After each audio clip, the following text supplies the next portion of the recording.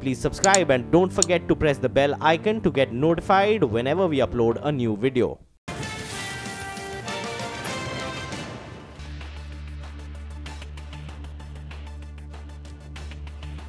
Hello and welcome to Halftime Report. 12 noon, halfway through the trading session and still trading very much in that band. So the market slipped to 10,950 level on the Nifty early on in the morning. So from that level, it's bounced back.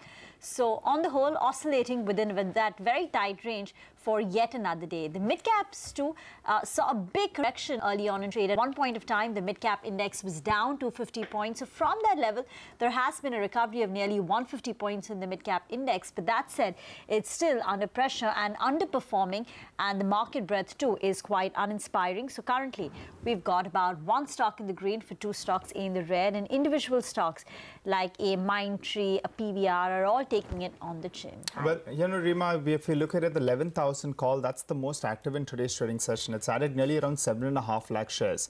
Now, that's telling you that if the Nifty gets up and going as well, it can go maybe to the 11,050 odd mark, and we'll see a U-turn from there, because the premium on the 11,000 call is nearly around 66 rupees odd. So just keep that in mind. But on the downside, the 10,800 put, that has the highest open interest. So in case we move to that levels, you know, you should see some kind of a support coming in even at that level. All right, but let's turn our attention to Mindtree. Now it's down close to about 10.5%.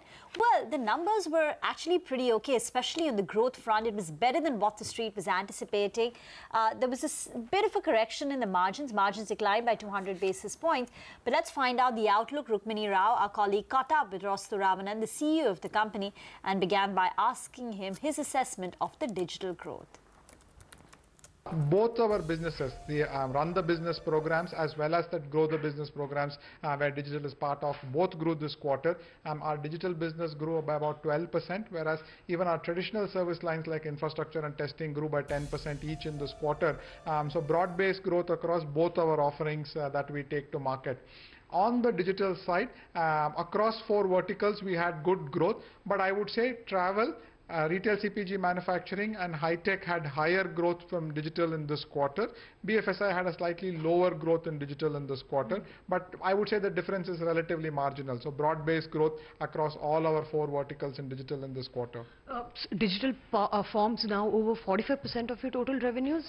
You know, is it looking like a Mindtree is going to be a specialized digital IT company going forward, is it? We are very proud of our achievements in digital. KK was right to make that call about 3 or 4 years back and make the investments in digital. Had a very definite strategy for digital. It became a strong differentiator for us. Every year over the last few years, it has grown at double the Mindtree growth rate. So very proud of all the things that we have done on digital. But like I said, customers ultimately need to do both. Those solutions that we are rolling out for our customers today in the form of digital solutions need to be maintained, need to be enhanced, need to be supported, you know, over the future. So we are confident that the offerings we have, the innovation we have, the technology platforms that we have, the tools that we have that are, you know, built using AI, etc., will make us successful on both fronts. Sure. Rostow, can you give us some, you know, indication as to what the pipeline looks like in terms of growth in the next couple of quarters or so? From where would that be coming in? Good question, but I just want to round off the previous answer there. While we are, you know, doing all of that on both digital and run right now, we are beginning to look at the future beyond digital in a sense, because some of the new technologies that are emerging today, like quantum computing and AI, we believe will fundamentally rewrite our customers' industry landscapes, and to that extent, obviously, our future will also evolve, you know, along with those technology changes. We are beginning to think of those things and make those investments in those areas as well. But overall, from a margin perspective, I think Q1 was a stable quarter. We grew margins slightly in this quarter by about 30 basis points, took the headwinds of the salary hike and the commitments that we made to research institutes like Stanford in this quarter. For the full year, we expect margins to grow in FY19 compared to FY18. Sure. Also on the deal pipeline, how does it look like? Pipeline is very strong. This quarter we signed deals worth 306 million, amongst the best that we've had in the recent quarters, distributed across both digital and run, across verticals, across short-term contracts and long-term contracts. So overall pipeline, momentum, win ratios for Mindtree, decisions by customers all appear to be very, very favorable. In terms of, the promoters of the company, people who've been, the founders of the company, really, there has been a buzz that they could be offloading a little bit of the stake, and of course VG Siddhartha being one of your biggest investors, is there any indication from his side that he's looking to offload some part of his stake? Okay. Two parts to your question. Let me take the part about the founders first. The entire founder team as well as the leadership team at Mindtree are completely committed and thoroughly enjoying building Mindtree into a memorable organization. So on behalf of the founders, I'd like to clarify that there's no truth whatsoever in the media story that was published a few days back. When it comes to our largest investor, we recognize that there were ongoing speculation on that front over the last few months, and we checked with him and he clarified to us that as things stand today, he has absolutely no such plans at this point of time. He's not spoken to anybody, not had any discussions, and has no such plans as of today. But with him, he's a financial investor, so I obviously will have no way to make any commitments on his behalf over the future, but he clarified to us that he has no such plans until now. Sure. Rostow, one final question. Really, your top client now contributes over 70% to your revenues. Is, are you betting too much on one client? Is diversification, or kind of, are you spreading yourself too thin with one client at currently? Not at the moment. We recognize that fact. It's been brought to our attention by a few investors, and our own internal reviews as well point that out there. But nonetheless, we don't see that as a concern at all at the moment. Our large customer is a very large technology company. Outsources $1 billion or more to technology providers globally. So there's an enormous amount of headroom for us to grow. So we don't think that is a short-term constraint. And if you see the way we have built the relationship with this customer, it's very broad-based. We are in touch with multiple business units, very broad touch points within the customer in terms of different business units, etc. And a phenomenal delivery organization within our large customer that runs the account with very high customer satisfaction. And this is a long-term contract? Many of them are long-term contracts. We're continuously gaining market share from our competition in this customer, and we think that trend will continue. So we don't see any near-term challenges on that front. But nonetheless, we recognize the concentration risk. A lot of efforts are being made to grow the remaining portfolio. Okay, all right. So Mindtree, well, the dollar revenue growth is at 16-quarter high. It's up closer around 20% on a year-on-year basis. Constant currency growth as well, up around 8% odd. Rima, what's going on? Well, now it's down nearly 10% for the stock. You can't fault the growth numbers. Cut it whichever way. 20% growth on a year-on-year basis. Here you have so many IT companies struggling to hit double-digit. We're applauding the fact that TCS may hit double-digit this year. But here is Mindtree running at a run rate of 20%. Well, some factors could have aided this cut today. One, the run-up in the stock. It's 100% up in the last 1 year. Valuations are the most expensive in the sector at close to 21, 22 times. Forward multiple. If I look at it for FY19, it's about 25 times. Secondly, on the margin front, while yes, there was a big beat on the revenue front, their margins are down 200 basis points, and analysts are saying this is despite having a benefit of the currency and very strong growth, which should have resulted in operating leverage. So despite that, they couldn't capitalize on the margins, and margins weakened. Partly it's because of this endowment that they're making to Stanford University of $1.5 million. Then they're talking about how the top client has contributed nearly 43% to the incremental revenues. So if the top client does not fire going ahead, it can be a risk. Though the management commentary was saying that there is no issue with the top client and the run rate should continue. Then the CFO resigned, and the CFO resigned with immediate effect. So his last day is 20th of July. So, there was no prior intimation of that. And now the company will start looking for a successor, which could take some more time.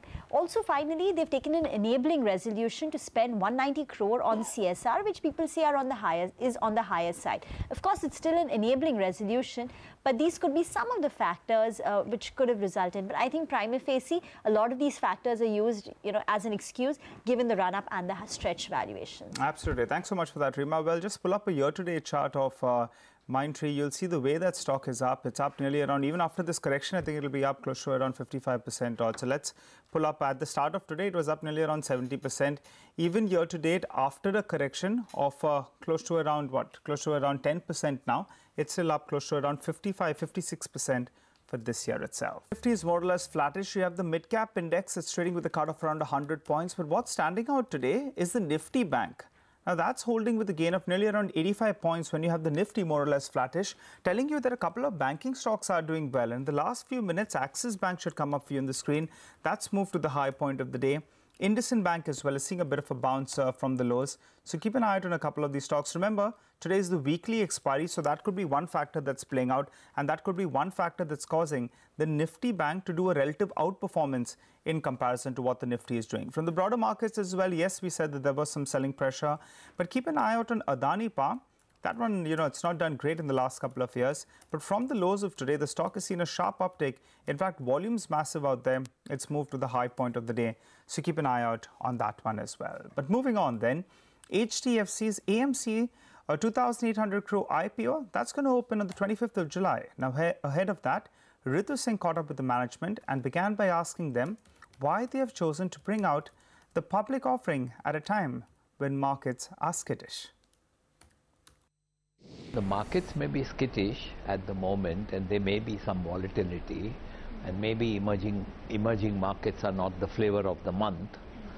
But we are very confident that the future of mutual fund industry, the way it has grown over the last 18 months post demonetization, we feel very strongly that this growth will continue. If you look at any kind of numbers of penetration levels, penetration of mutual funds as a percentage of GDP is very low in India.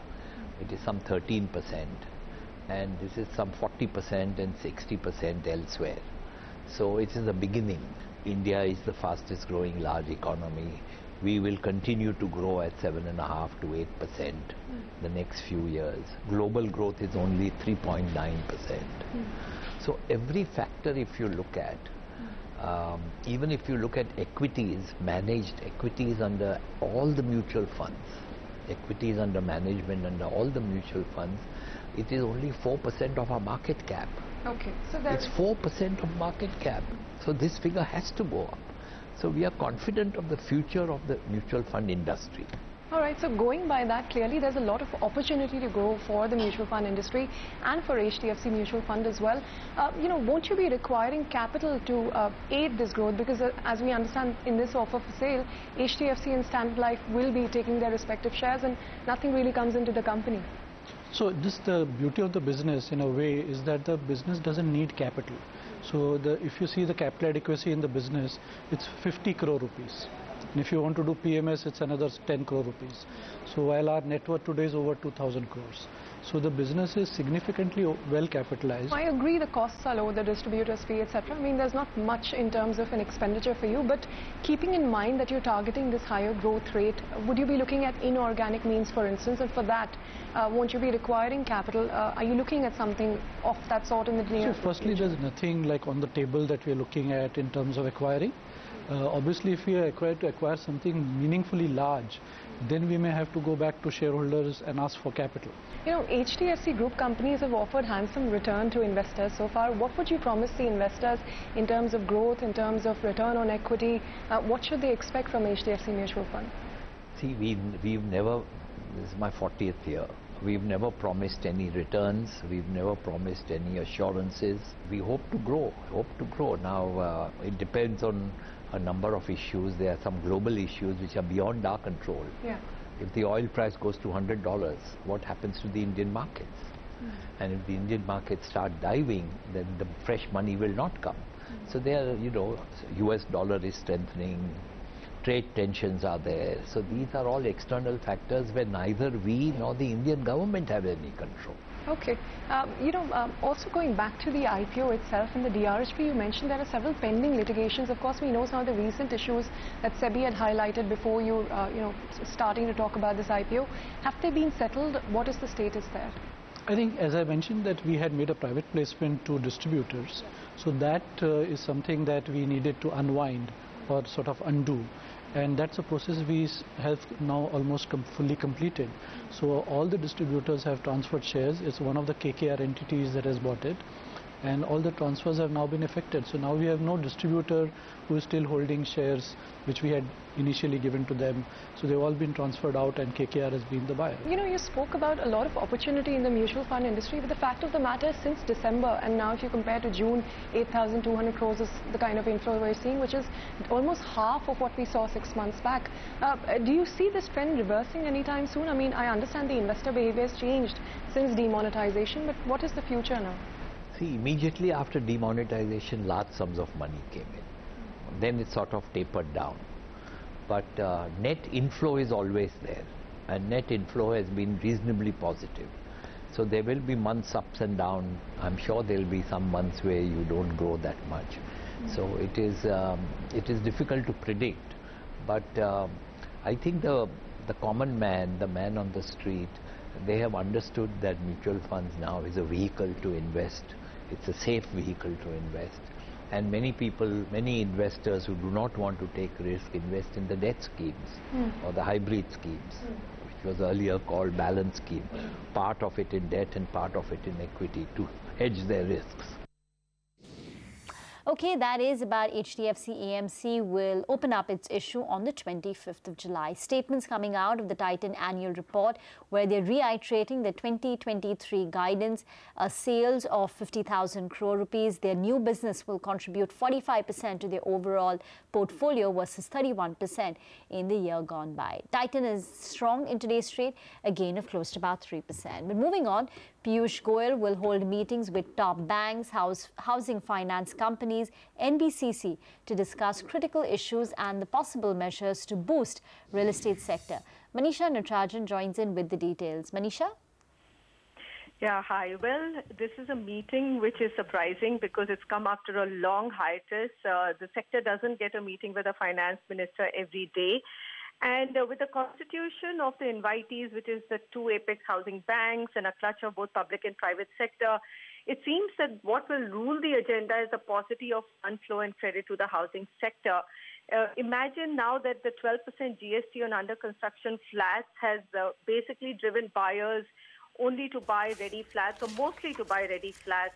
That has practically squeezed out the free source of working capital for builders, which has been the home buyers' money.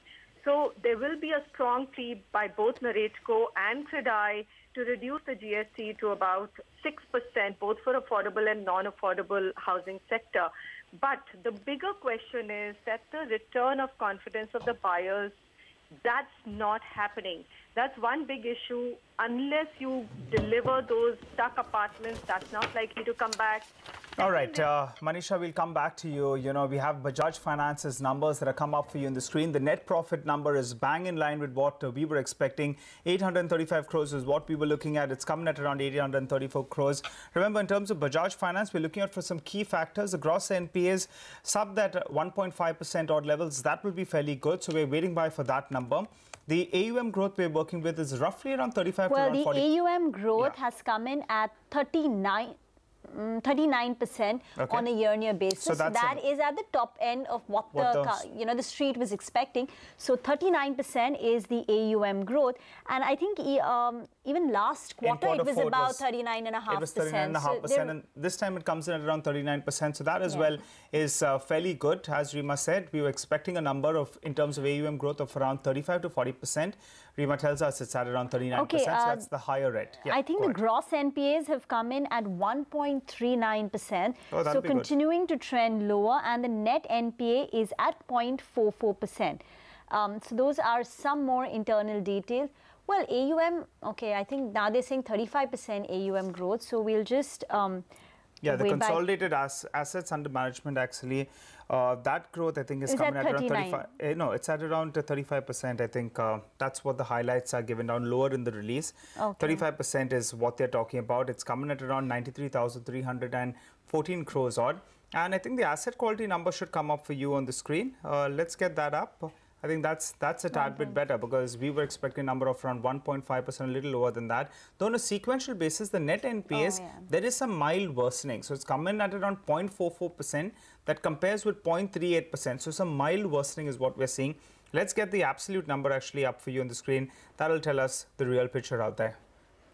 All right. I think we'll try to pull. Yeah, the NI number. The director's just going to tell us. 2578. Okay, so that's a disappointment. That's a disappointment. We were expecting an NII of 2723. So compared to that, it's missed our expectation. So it's a drop of close to about 150, 160 basis points in the NII compared to expectations. Yes. So I think the AUM growth too at 35%, while it's a very high growth number, it's still lower than the 39-40% growth number that we had in Q4. And even expectations were hoping it would be closer to that 40% mark. So the AUM growth at 35% is a bit of a miss, and even the NII growth has come short of expectations of 46% growth. But again, expectations were on the higher side, and given the run-up, the stock has seen a run-up of what, 40% since the start of the year. It's trading at 7.5 times price to book for FY19, so there was no margin for error when your valuations are 7.5 times price to book, and every year it gets re-rated. The question is, will the dip be bought into? Absolutely, that's the biggest question. You know, with a lack of stocks out there from the mid-cap space as well as some frontliners, will this dip get bought into? You're getting nearly around a 4.5 to 5% dip on the stock. So we'll wait by, to see what happens on that front.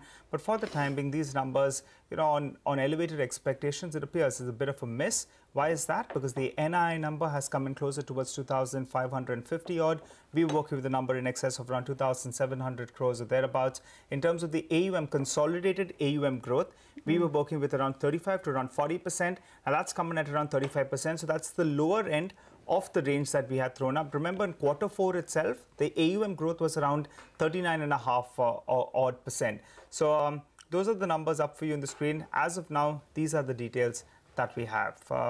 I think we'll wait by for Abhishek, maybe he'll join in and give us some further details. But for the time being, the stock's getting a sharp knock, trading at around 7 times its FY19 price to book. And even if you take a look at it on FY20 basis as well, it trades at more than 6 times. So scope for error or margin for error is very, very small on that front.